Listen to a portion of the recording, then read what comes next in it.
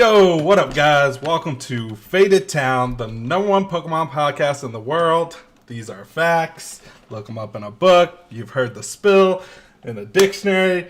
Pokestats, that shit. Google it. Do whatever you got to do. It doesn't matter. You're only going to find one thing. We are the best.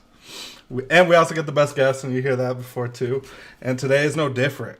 You might have seen this guest before. He has a popular YouTube channel called Celio's Network. He's part of the Pokestats crew. He's rising in popularity. His videos are kind of killing it right now as he's growing. We got Luke Morosa. No. Mersa. No. How's it going on, man? Not too bad. Not too Enjoying winter break, being super lazy right now. So, college student, I'm assuming? Yeah, so I'm in graduate school to become a mental health counselor. That's what's up. And so that's your life right now. Yeah, Outside of school. it's grad school, it's Pokemon content creation, and then it's playing Pokemon. That's pretty much the big three. Who the hell would want to do all that? That's like almost the dream, actually. If you just Yikes. at least You're you me last year. like the dream is to like do Pokemon full time, but the real dream is to do college and have Pokemon as like your side gig. Yeah. That's Ugh, what's up. perfect. Right, dude? So I was taking a look at your limit list because we do that on every channel.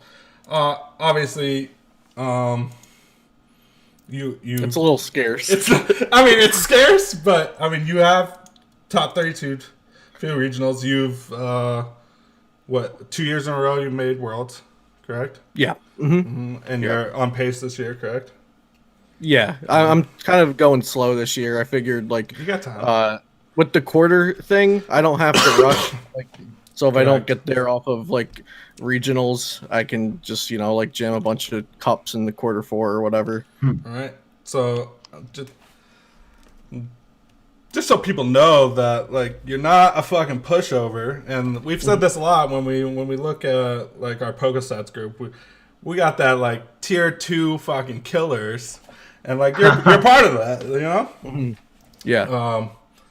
But how did you get into this game, and when did you get into it? When base set came out, my mom bought me a starter deck, and that's Really? when it all started. Yeah. Yeah. When did? Yeah.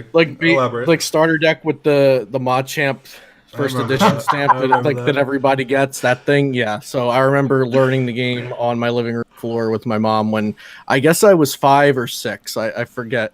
I'm 25 now, so do the math how Holy early crap. the game came out. Right. And so that's how I started playing Pokemon cards. Nice. When did you start doing competitive? Like when you had big tournaments and stuff? So the first actual tournament I played in was 2007. January 2007, so I was 12. I had just like when you're younger, maybe you get in and out of things a lot. Yeah. So I just got back into Pokemon after we moved into a new house because I found all my cards. And so my mom bought me a bunch of Dragon Frontiers cards because that was like the newest set. And we looked up event locator for leagues and tournaments, and there was a city championships happening down the road that Mike Martin was the judge of. So I met Mike Martin for my first tournament. So that was a pretty good start.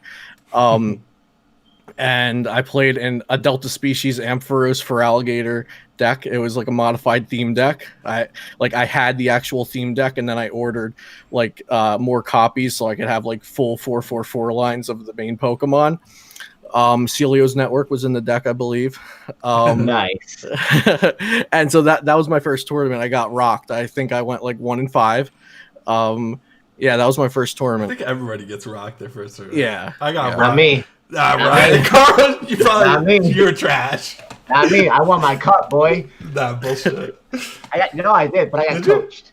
Oh. Yeah, I won my cup, but I got coached for like 3 weeks by Finn. Let me tell my shoe. Okay. Yeah, okay. it It was what? So your first you're tournament cheating. your the first cup. tournament wasn't like you didn't know anybody. You went in there with I didn't know unsleeved anyone. deck. Oh, Okay, I didn't know well, you anybody. knew Finn, so fuck you. Yeah, but yeah, you were slightly prepared. I knew that there was a bunch of clowns in the room that I was ready to destroy with Okay. Finn's notes. I have a big sheet of Finn's notes. I'm like, all right, cool, I could do that. And then so, but yeah, I realized that I'm a rare case. Go ahead, Luke. Like when I first started, I bought a bunch of boxes, and this is when Risen Genesect won Worlds, and 2014. yeah, I want to say I don't know. Yeah, it sounds about right. Whatever it was, yeah. I was there. watching that match the other night. I pull a bunch of Risen Genesects out of these boxes that I bought, and I trade them all for a plasma deck because fuck the bullshit. We played plasma, and then we got ran super hard. We got ranched. Is that what you said? Ran. We got ranched. No. I was like, we got ranched. Oh shit. No, we got fucking Terrible, crushed. dude. We got crushed, but I feel like I got fucking scammed too, because like, come on, the Viridian Genesects had to be super expensive, and that plasma shit was cheap. You got owned, dude. Plasma was solid. Owned? Are you Plasma 7? solid deck. Oh. You got pwned, Zach. Plasma was dope when it was good. Yeah, which might be good at Dallas this weekend. Just throwing it out there. No leaks. So you started in juniors? Did you like play? No, seniors. You started in seniors. So did you play? I was 12, so I think that was like, I guess I was a first or second year senior. Okay. In my first did you year. like go hard in the paint, or like No, when did you start taking it like serious? So that year that was like back in the day when it was Battle Road Cities, Battle Roads, and then state regional. So I think I did a bunch of Battle Roads, and then the following year I did cities and Battle Roads again, and I might have went to a states or regionals, but I can't remember. The regionals were wild.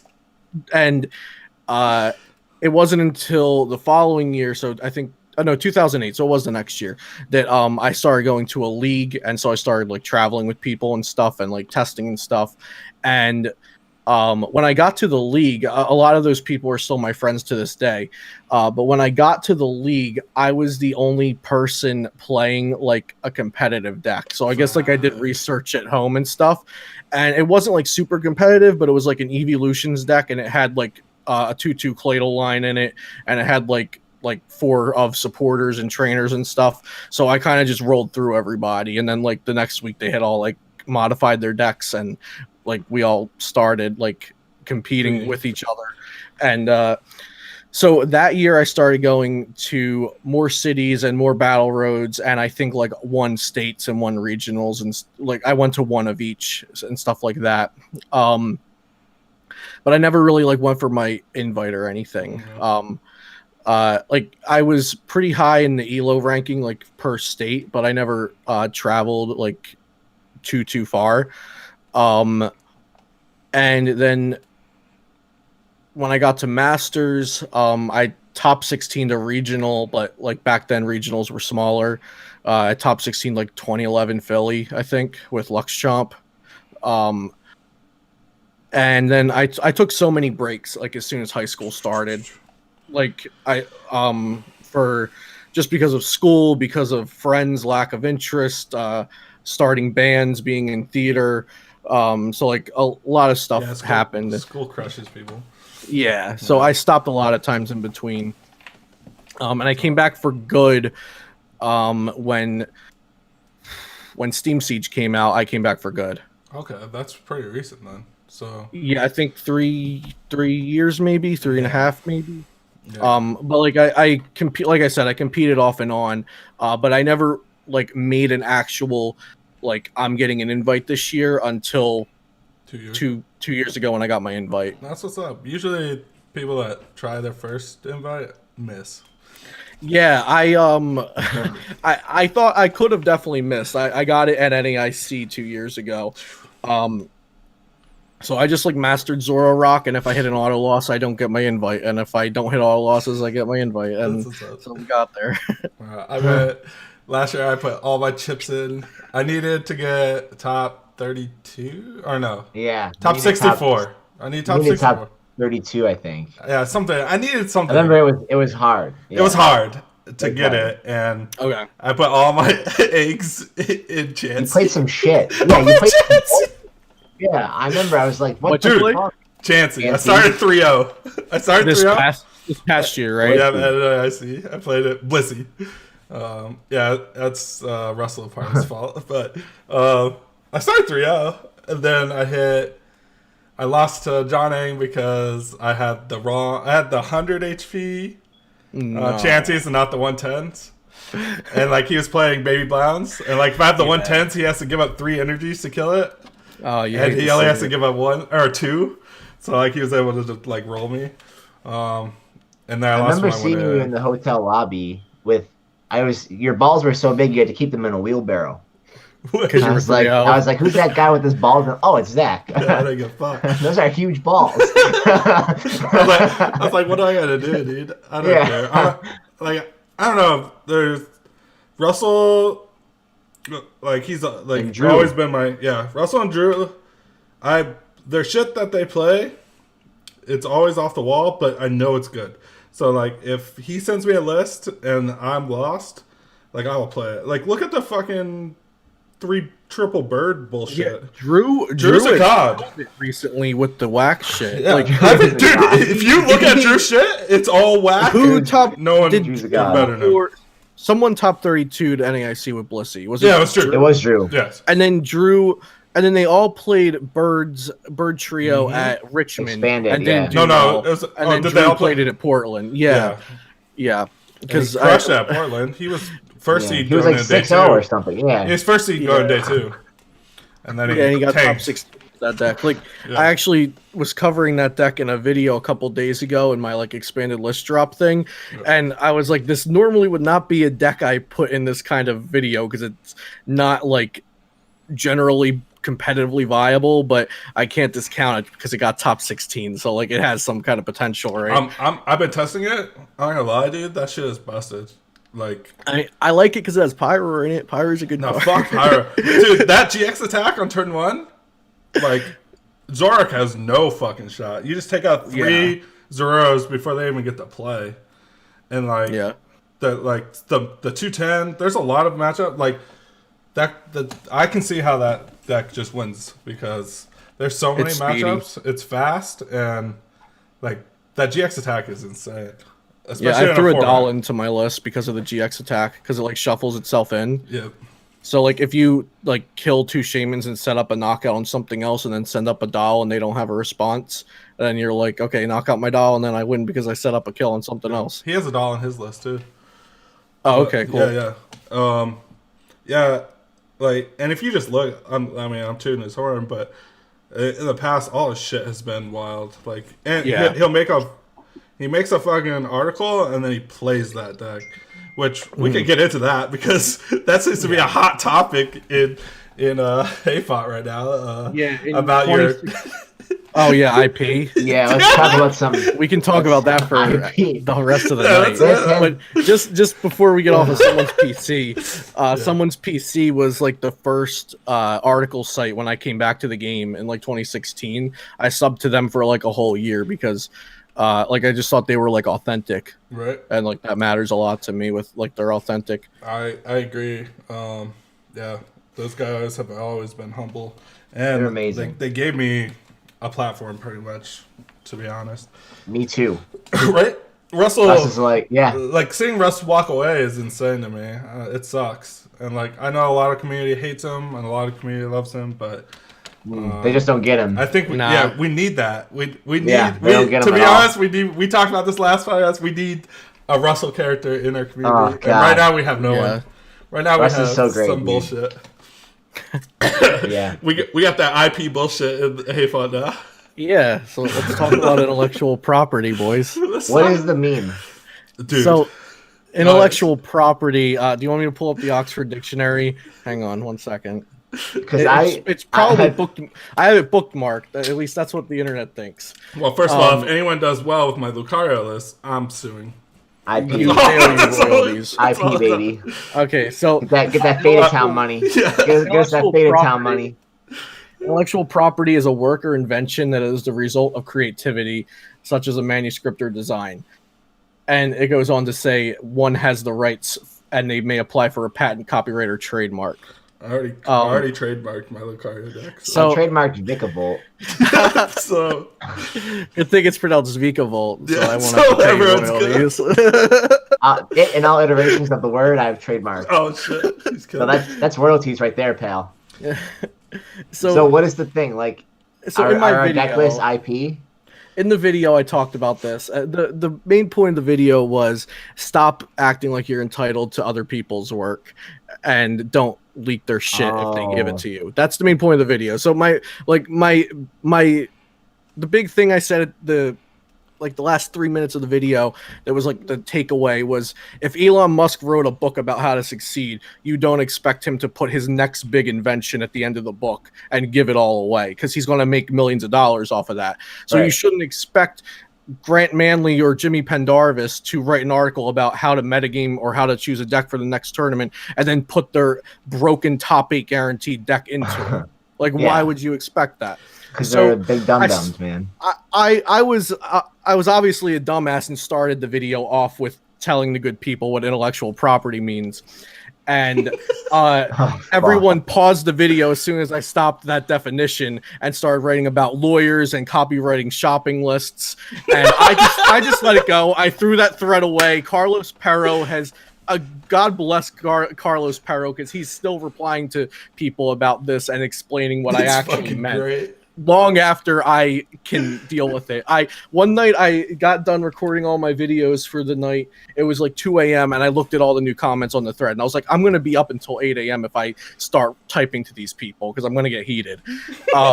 So I basically said, if you actually watch the whole video, you'll get it. Like, I don't mean that you're going to trademark your deck list. That's asinine. I said in the video, I think I can directly quote myself, no one's going to copyright a deck list.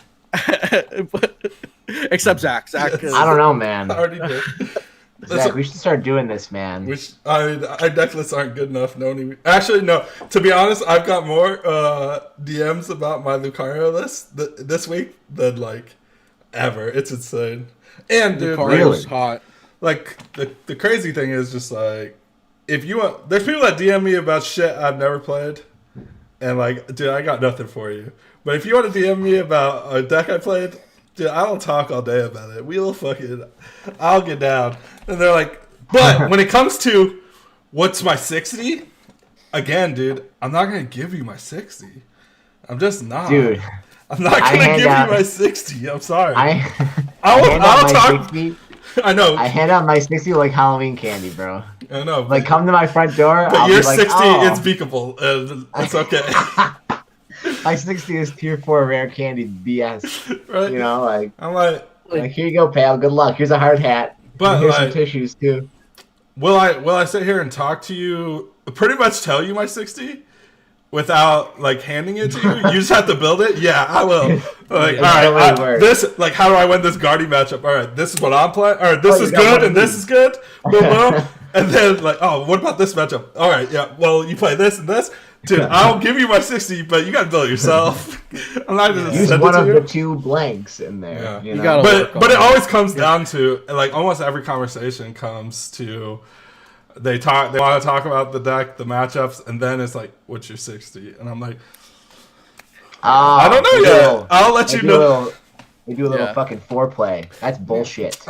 They can't warm you up. Get you talking, get you excited, and then you want to share at the end. You're like, ooh, I really want to give this guy my list. I'm really thinking about it. And they're like, so what's your 60? Right. Why don't you just show me that? And the biggest problem is, like, especially with a deck like Lucario, there's so much room in that deck for change. Oh, yeah.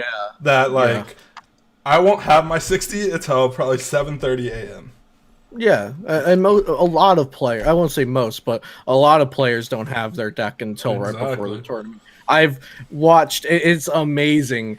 I've like stood. I forget which tournament it was. I think it was Charlotte or Hartford last year, and I stood with Will Jenkins as Justin Bakari constructed the last cards of his deck like 1 minute before deck lists were due, and then I saw him at the end of the day, and he's like 7-2 into day 2 or whatever. But yeah, like a lot of players do that. They wait until they have all the possible information they can take in, and then choose their deck list, or they're just undecisive, and there's a lot of good things to play. There's so many factors into it, and like sometimes it comes down to the testing night on Friday night where you're playing, and you're like, all right, I don't even have these cards. I have to go to the venue early and try to get these cards. And like, I was messaging the vendors at Richmond at like 11 a.m. for a blend energy and a sparkling robe that I didn't even end up playing. Right. You still got to make sure you got it. Yeah, but because I changed my deck like at 4 a.m. But yeah, it happens. Yeah. I usually don't test the night before. At least recently, I try to not do that. I just try to get myself prepared the week going in. I mean, if I'm lucky enough to have that kind of time. It comes down to who I can test with. If on Friday night Raul hits me up, I'm gonna go test. If I'm sitting in the room I've been sitting with the same people for the last week and we've already tested, I'm good. I'll chill. But that's what I never play on Friday. I never play on Friday. I get there and I'm like, yo, let's go do some shit. Oh, people are Friday night sometimes I get fucked up. Maybe that's why we're not so good. Maybe. Because I don't know if you've ever been in the rooms where like Keon and someone's PC is at or them. Yeah. It is it basically how I could describe it. The way they test, I don't know if this is leaks, but this is like the way they do it is insane. It's more of drop the IP right now. It's more of you take 2 players and 2 players play, and then you have 10 people around them watching and making sure every play that is being played is played right. It's like, oh no, you shouldn't have done that. Boom, boom, boom, and then you're like, all right, like that deck beats that, and they do it over and over again, or you just get like paired up and you have like 10 people just playing, and they do it all fucking night. Yeah, which I don't. No, that works. I think it works. That sounds actually terrible. It works. Dude, the one where everyone watches 2 people play, it is the most knowledge I've ever fucking got in Pokemon in my life. Like, that sounds good. Listening to like Sam Chen and Raul and Justin Bacardi and all them sit around a fucking table and talk one matchup, it will fucking change your life as a Pokemon player. It's crazy. I'm cool with that. If I get paired up with one of these clowns that I've been around all day for 5 hours straight of games, I'm flipping a fucking table, bro. I'm like, dude. We just go down to the bar. What are you talking about? Yeah, I'm like, dude. Like, who are my closest friends in the game? Like Cody Graham. Okay, I'd be like, Cody, I like you and all, but if we play another game, I'm gonna fucking sock you in the face. Right, dude? I'm going to the bar. I'm gonna go rip the smoke, and that's what's happening. Like, so I hope you're ready. Because I'm not playing anymore. Like, live testing's so hard for me. Like, I get so like distracted. Like, I need to be put in a fucking room with nothing other than playing Pokemon, or we're not getting shit done. Just padded walls. Yes. like I've dedicated like Sunday nights to testing now, and that's it. Like, I'm not fucking around with anything else. Like, I'm doing testing, and even that was like, we get like 3 games in. I'm like, I want to go get like sushi or something. I don't know. I'm not with it. Like for AC, I tested so much. I know you were posting like every day about everything. Like, yeah, well, nobody would believe me. Before Worlds, I was like, "Hey, this deck might be good, guys. Hello." I was like tugging on Superman's cape. I was like, "Hey, like this." And then I played Blissey. Like, and I'm like, "Okay, whatever." And I think that burnt me out for good. Like, I was like, you know what? This might be my last tournament for a long time. I really want to do reasonably well, and I'm convinced I shot my Pokemon nut in day 1 because day 2 I was like so uninterested. I'm like, yep, just happened to be here, just chilling. Here we go. Yeah, See, you I'm a were like fan. that after round 9. I Yeah. saw. Did you ID round 9 of day 1 at AC? Yeah, I did. with Because Ben Brand. I saw you. Yeah, that's right. Yeah, I saw you sitting there, and I was like, "Hey, man, you're doing great." You're like, "Yeah, Okay. I'm up here. I'm up here." Yeah. I'm like, hey, this is good. This is good, right? It's very late in the day too. The later it is, and the lower my number, that's a good Mhm. thing, right? That's what's happening? Yeah. Oh, dude, I shot it. It was done. I woke up the next day. I'm like, Dude, I gotta do this over again. right? Like, Some people again. like a lot of. I think a lot of people at like their first day 2, like they don't realize how much fucking Pokemon you're actually playing. Oh, it's so much. It's so much, and Oh, like my first And day then- 2, dude. My first day 2, I got fucking cooked. Like I went into day 2 second seed, and then yeah, it was Utah regionals. Like I was playing Deciduous Vileplume, and I fucking round 1 I faced Volcanion. I'm like, oh, I'm fucked. I fucking beat him. I was like, yeah. And then I get Kenny Britton. He's playing Turbo Dark. I had the game 1, dude. I had the sickest, like turn 1, 3 Deciduous and Vileplume. Turn 1.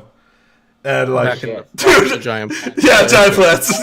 And like, I was expecting him to scoop. He doesn't scoop. We play it out. I beat him. We go game 2. It was like a long game, but he beats me and goes right into time. And we're like, oh, you want to just shuffle up and see what happens? Shuffle up, see what happens. I start shaming nothing, and he donks me. And he fucking donks me, and like I threw my hat. I was like, dude, as soon as that happened, like I could feel my tournament was over. It was like, Oh no. I was like, I can't, like I play, and then you start looking at your deck and seeing how many outs you play. I had almost a 50% out rate of like in my deck.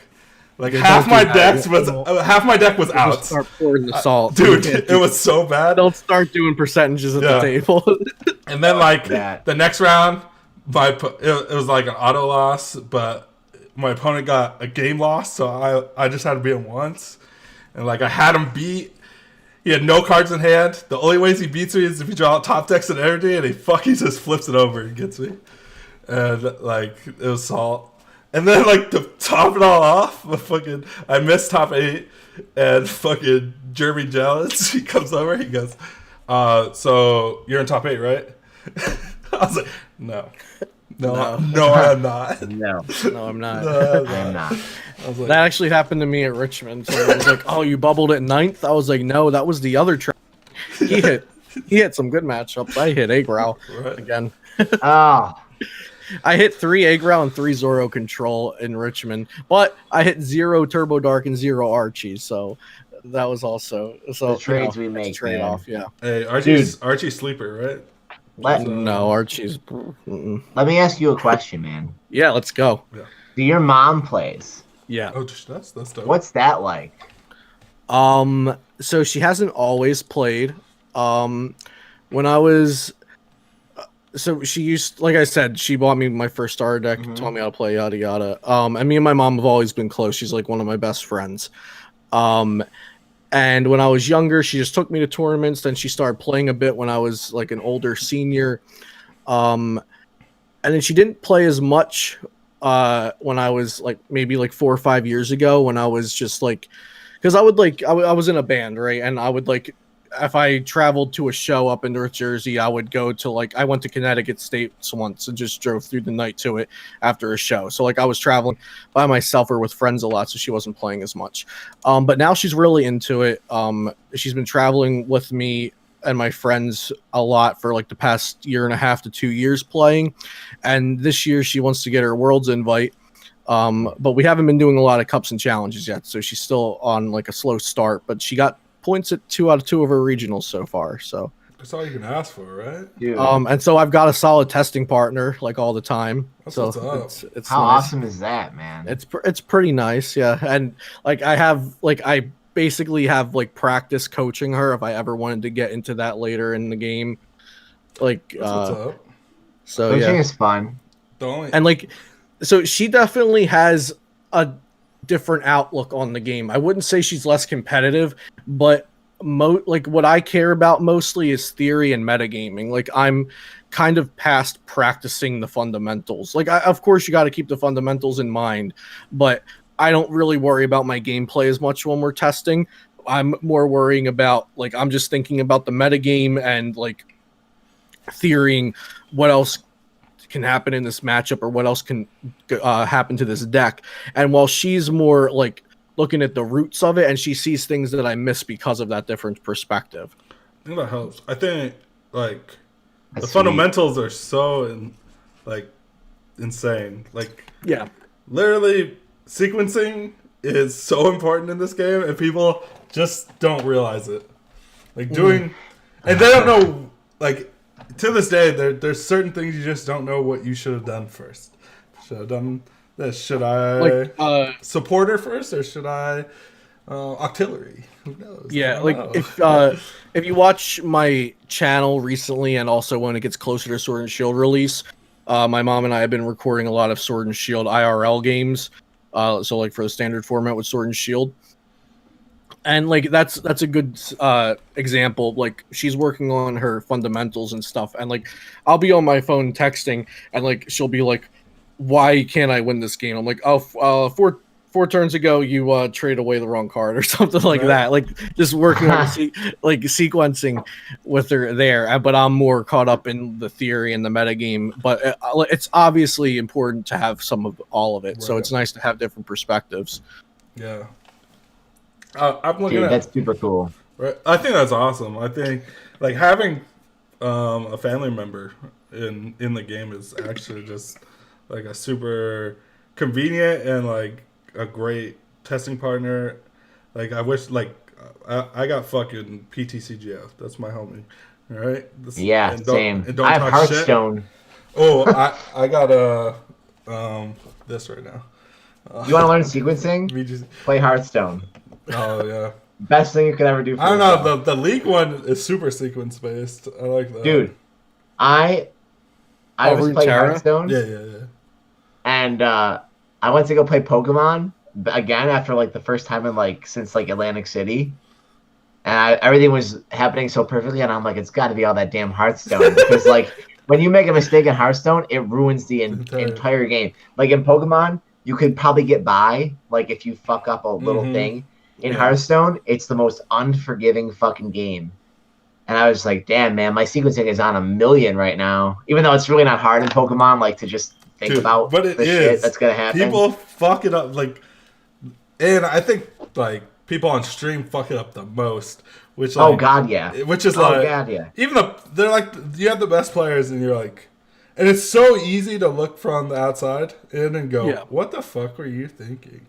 Like, it's hard. Like man. with the biggest example is when Jimmy fucking didn't get rid of that N off of through against Zach. Yes. At Richmond. Yes. Yeah, he didn't even have to play a card though. Nope, like he didn't have to do anything. So if he didn't play the chip to look at the top card, or no, it was a trick shovel. If he didn't if he didn't play the trick shovel to look at the top card, he would have been fine because he wouldn't deck out by N.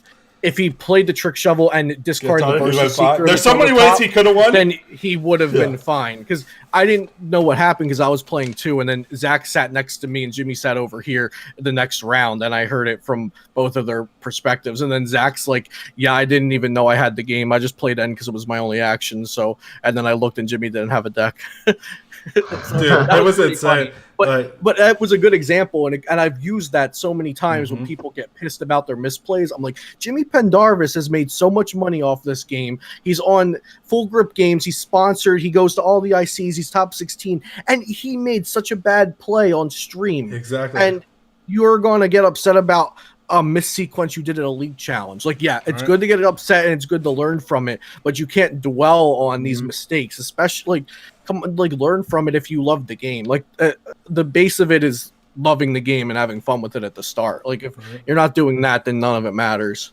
Right. And like when I see like a new player go look at Jimmy Pendarvis's list and go, I'm gonna play that, I go, you better rethink that, because those type of decks are like very high skill, and they put so many hours into it, and it's a control based deck, and someone like Jimmy who's played that deck and won multiple regionals with that sort of deck makes a play like that, like, what the fuck are you gonna do? Like, come on. Yeah, if you watch Pramawat is usually pretty like transparent with his tweets and stuff. Like he'll say like if he had a misplay or if he just lost a good game or if he got RNG'd or if he played a good game or whatever.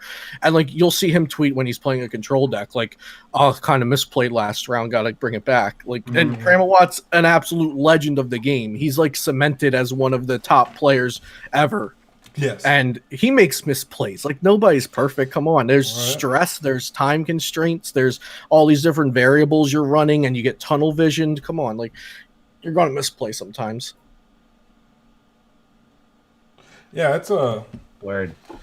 It's a whole different monster. Well, and like people gotta fucking get that out of their heads where like one misplay, you're a shit player and like this like whole thing of, especially like Twitch chat is the fucking worst. Yeah, like you should have the whole Jimmy's horrible player. I was like, get the fuck out of here. Like, come on.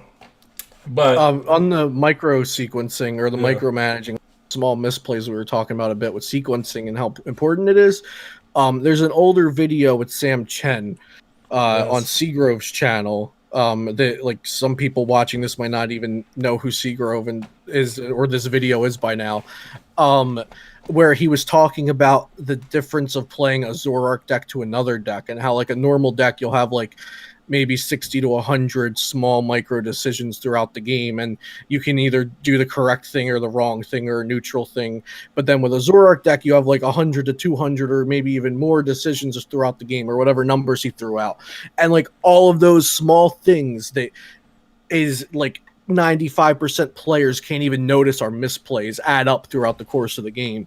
And I'm in a group chat with some good players that are my friends, and you know, if someone has a bad day at a League Cup, and League Cups are best of one RNG trash, I hate them. I haven't played in a League Cup for over 3 months. Agree, 100,000,000%. I've never won. I have. Never. But anyway, so if someone comes into the group chat salty about a League Cup, and they're like, "Yeah, it was all RNG. Like, what could I do?" And you know, like I have a good, authentic group of friends that can keep ourselves in check. And somebody's always like, maybe you're misplaying and you don't know it. And we're not saying it to be a dick, but like there's a lot of little things that can go wrong. Like it could be not searching your deck one time or not thinning your deck out one time or playing Acrobike before this other card or whatever. And I think it's good to have people that can keep you in check and not just like fuel the fire. 100%. Like, because it happens a lot with lesser like players who have been in the game less and lesser competitive players because they have less competitive players around them to tell them that they're wrong. But like you'll see like, oh, I drew a bad hand, or oh, I just needed this one card. But if you played to your outs more throughout the entire game in a 10-turn game and made less micro mistakes throughout that game, then maybe things would have panned out differently, or you would have had more options. I agree. I see it a lot, especially in like my community. We have a lot of egos in my community, and you get the guy that like is all like, I want to win, and then he loses one match, and he's like, oh, I'm just playing for fun, you know. This is I don't Hold care, this, dude. Al. Hold it. Yes, exactly. Oh my god! Exactly. Yes. And like, yeah, I don't miss League Cups. And then gets like, I don't know, I just can't. It's just like, whatever, dude. Like, I can like think of a dozen faces right now from like past year of League Cups after you said that. And like people like look at like when I lose in League Cups, like I'm upset, and I'm upset because I misplayed. And they're like, dude, why do you get so out? It's like, it's because I put time and effort into this game, and when I do stupid shit in this game, I get upset. I'm not upset at your player. I'm not upset at you. I'm not upset at anyone. I'm upset at myself because I should have won. And I mean, I've said some shit to some people that I've had to apologize for. But like, as long as you apologize, we're good. Sometimes I don't because fuck them. dude, now I just think of this one. I went to a League Cup. I forgot my deck. I drove all the way to California. Forgot my deck. I think I saw the post. I remember that tweet. Yeah. So all I had was fucking fossils on me, right? Ew. And like I'm playing fossils against a Malamar list, and like I'm fucking crushing him, right? I'm crushing him. And then I fucking accidentally take a knockout with the karate belt, and I'm not ahead in prizes. And it's like 2 turns ago that he realizes it, and we both realize it. So he calls the judge. I get a double prize penalty, and I end up losing that match. Then we go to the second match, game 2, because it's a best of 3 League Cup. Right? And go to game 2, and I'm crushing him.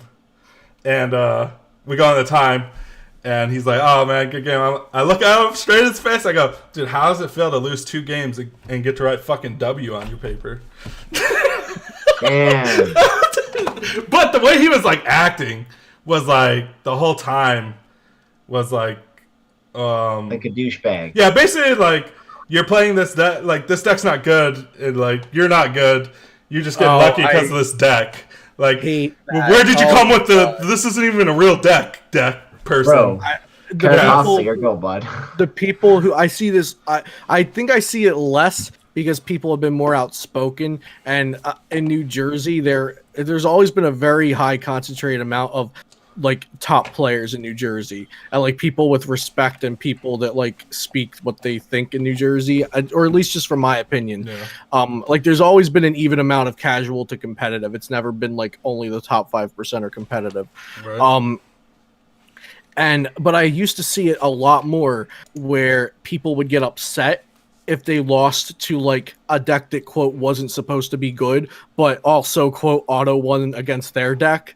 So like if someone brought like some modified theme deck, but it just happened to have a good matchup versus their meta deck, and they lose, they get mad because like this person wasn't supposed to win. They were playing a bad deck. Right. Like that's how does that make any sense? They won because they won. Their deck beat your deck. They beat you in every sense of the in every sense of it. They won the match, you know. Like it doesn't matter that they played an objectively worse deck that was objectively worse into the meta.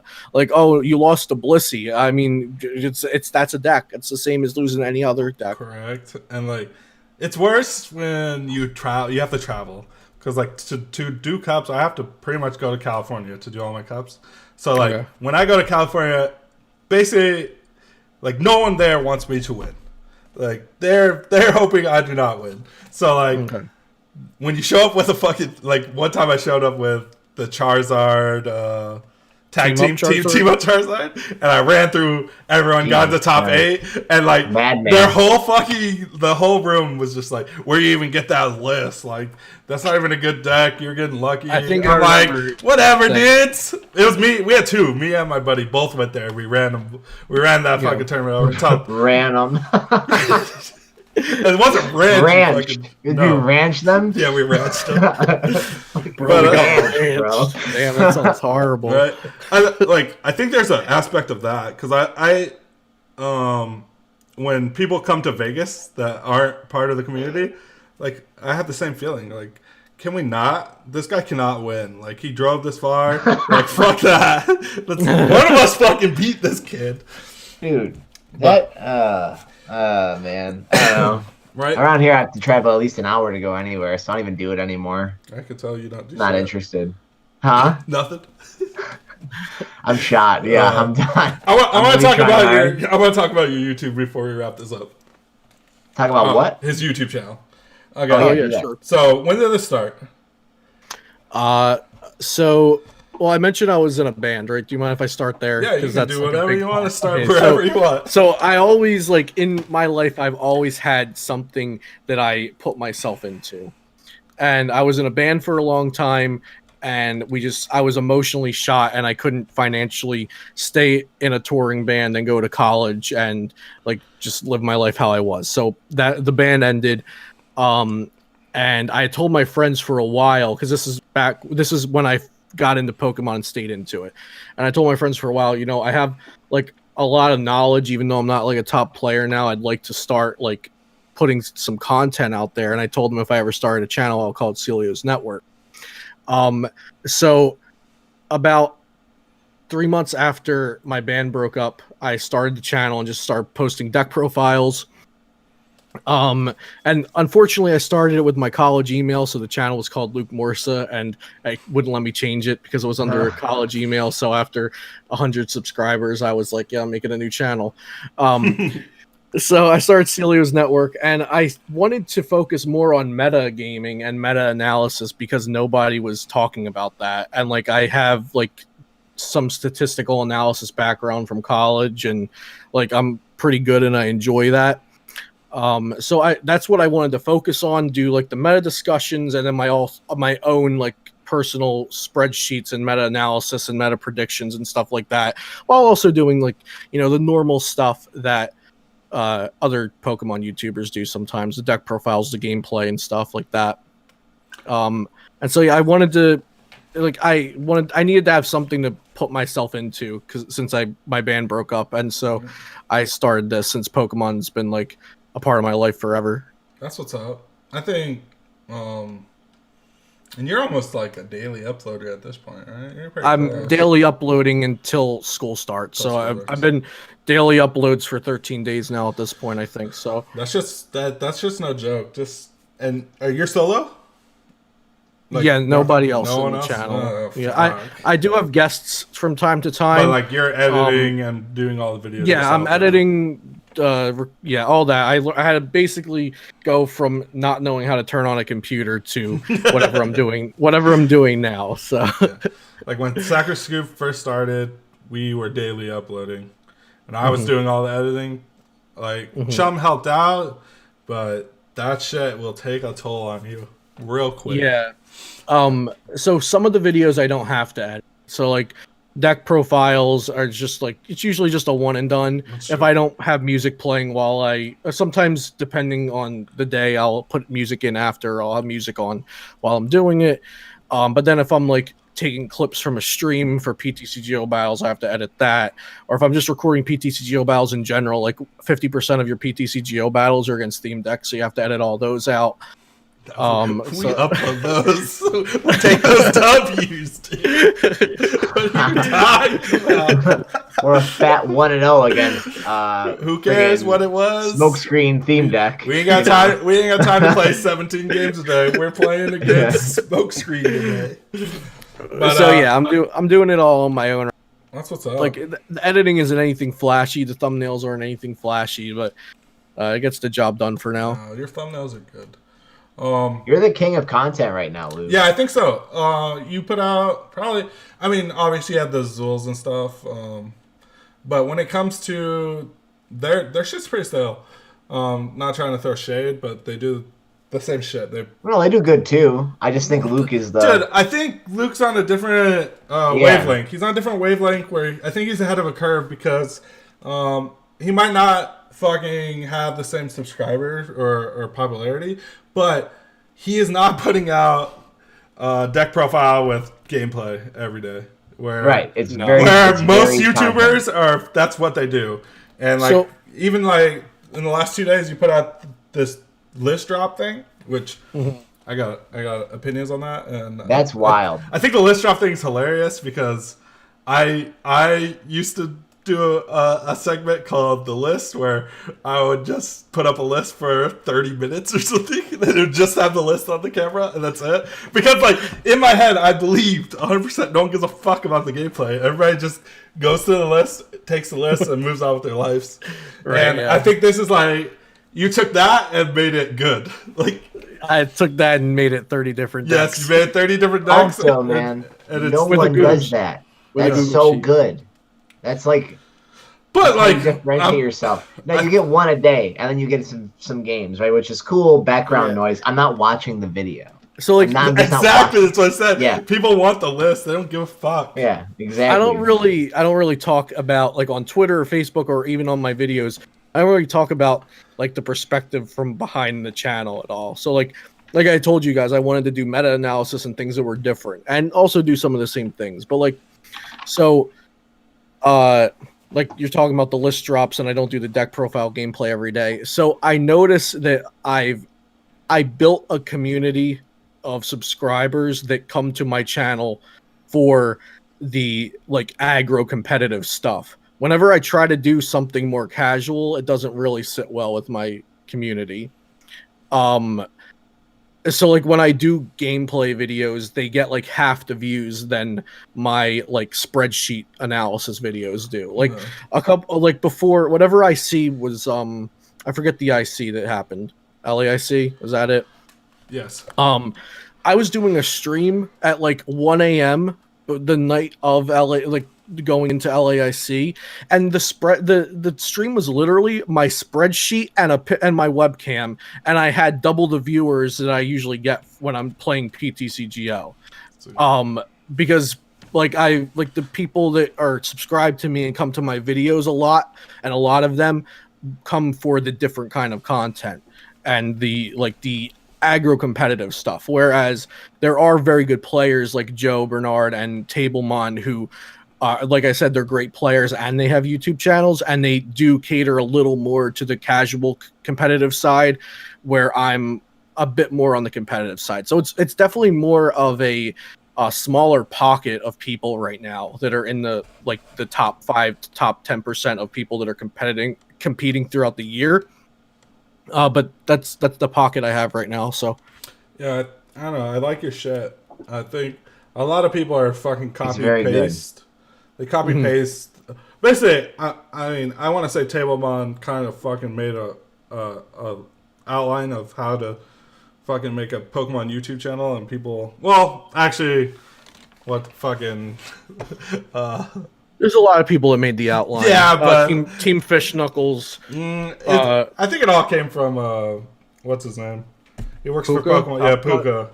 Puka. Yeah. That's kind of the outline of like a Pokemon channel, and people just ran with it. And I think a lot. You kind of gone a different way, and people want different things. You guys are also psychology students, so Carl is a ex-psychology student. He's now graduated. A theory of counseling that I like a lot is existential, and it focuses on like the authentic relationship between the counselor and the client. And like what you see with me is what you get. Like I'm not talking about numbers and statistics and spreadsheets on my channel because I think you want to hear about that. Like it just so happens I enjoy talking about that, and there's people that want to listen. That's basically how it happened. That's kind of how this channel went. That's good shit. That's how this channel came, because we were doing a lot of shit just to do it because that's what we thought everyone wanted, and we finally like I was just like Chum's like, dude, you gotta upload a video. I'm like, I'm not fucking making another deck profile list. I'm just not doing it. I don't like it. I don't enjoy it. I'm just done. He's like, well, what are you going to do? I was like, fuck, I don't care. I'm not doing that. I don't care if the channel dies. I was tired of doing shit that wasn't enjoyable. I was like, I like podcasts, and that's what I'm going to do now. I don't care about anything else. I actually frequently put more work into videos that I think people want to see, more so than it takes more effort to do those than it takes to do the videos that I like doing and the topics I like doing. But I've been trying to spread it out a lot more, especially since I'm doing one upload a day now. At the very least, some days I've been doing 2. But like if I'm doing one upload a day, I'm trying to spread it out. So some days I do have gameplay, or I have an IRL Sword and Shield game, or a deck profile, or meta analysis or something. So I try to spread it out and give variety, because I don't think people want to watch the same thing every day. I like that. I enjoy it. Yeah, I think. And Carl, you got anything else for it, man? No, man. I just think that you're doing a really good job, dude. Like I notice how much you work at this stuff. I know it's not easy. Streaming, especially, could really burn you out. Correct. Yeah, I'm not a full-time streamer, so it definitely burns out. Like I haven't streamed for 2 weeks right now, but yeah, I'll go through these spurts of like streaming for 2 months, like 3 days a week for 2 months, and then like I stopped for a few weeks. And right now it's kind of a coincidence. Like it was the holidays, so I'm doing stuff with my family, or we have people over, or schedules don't work out, or I just have a terrible sleeping schedule. So like sometimes I don't. Oh, like I won't stream because I'm going to sleep, and then I'll just lay in bed, stare at the ceiling for 5 hours. So that's a whole other thing. That's a whole other thing. But no, man, I think you're doing a really good job. Thanks, I noticed Carl. the work that you do, and it's really good. I'm really glad that I met you at Charlotte a couple years ago. I was like, hey. And you're like, hey, I'm Celio's network, and I was like, yo, that's the gas. I think I'm Celio's network. You're like, hi, I am Celio. This is my network. You know. And I was like, I'll check it out, and you've grown a lot, and you're definitely getting better. It's definitely clear to see. And I'm happy for you, man. I think you're doing great work. So keep it up. You got a lot of fans out there. You're doing a good thing, and one day I'm sure we'll have podcasts about other pursuits that we're both into in the professional world. But for now, we got Pokemon. So we good got job. Pokemon. Good job. Yeah. Yeah. Sorry. I was just looking at something, but I think I was thinking about the whole fucking the YouTube world's just wild. Like when it comes to like someone sitting down and deciding they're gonna be a Pokemon YouTuber, it's like you don't have much to look at when it comes to. Like, I see a lot of them come and go too. Yes. It's very and streaming too. Streaming, I tried to do the streaming thing, but CGO is just trash, and PTCGO is boring to stream. I can't wait until Legends of Runeterra comes out because it has a ranked ladder and it's a brand new game. Yeah, you get something out of it. Could do I don't know how anyone like when Azul and them play that shit for 8 hours. I'm like, you know what? You guys got you deserve everything you got. All right. Yeah, I take breaks when I stream PTCGO. I have to do deck profiles and just I'll do if the new format's coming up, I'll just open up the database and we'll just read through cards and see if there's any cool combinations. I can't just play the ladder, or I'll play friends. If I have a friend to play with for 3 hours that wants to sit on the other side and throw decks at me, that's fine because I'm actually playing against a deck. That's what's up. You got any shout outs you want to do? Yeah. So I'm sponsored. Well, Celio's network is sponsored by PotownStore.com. They specialize in PTCGO codes. They've got a lot of them, and they send them out right after purchase. So they're a cool site. I'm glad to work with them. I write for FlipsideGaming.com, and all of my articles are free, no paywall. Oh, shit. So you either hate the paywall articles because there's a paywall, or you hate the free article because you think you're not getting enough out of it, but you don't want to pay. So it's a cycle. But I will write free articles right now. And shout out to Team Gas. Oh shit. With the boys. Gosh, I don't want to name everybody because I don't want to forget someone. Kieran, Nick, Lay, Frank, Adler. And Adler. There you go. That's the 7 of us. There's 7 of us. Okay. Yeah, Team Gas. And my channel, Celio's Network. That's what's up, dude. Yo. Speaking of sponsors, we need. Tate. I forgot Tate. We don't worry about Tate. Fuck Pokestats. Anyways, Pokestats in the description. Anyways. Sorry, Tate. But anyways, speaking of sponsors, dude, we need a fucking sponsor for this. So, email me. There's a lot of perks. So, let's just plug us for a second. Yeah. First of all, I'm fucking beautiful. So. Honestly, probably the best ginger I've ever seen in my life. Could you imagine Carl wearing your shirt? Look at that chest, dude. Look at that.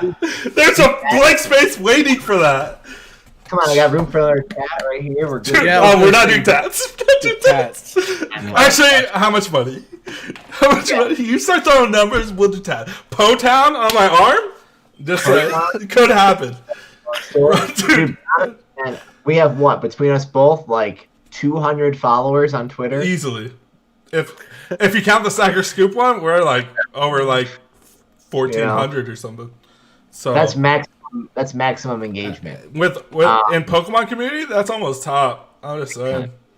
So yeah, if you are interested in sponsoring Zach or myself to shill your product that everybody else sells, please DM us. Yes. My DMs are always open. My DMs are open too. I think maybe, probably not. You can find me at It's all Twitters are down below. Even Celio. down here. Yeah. Okay.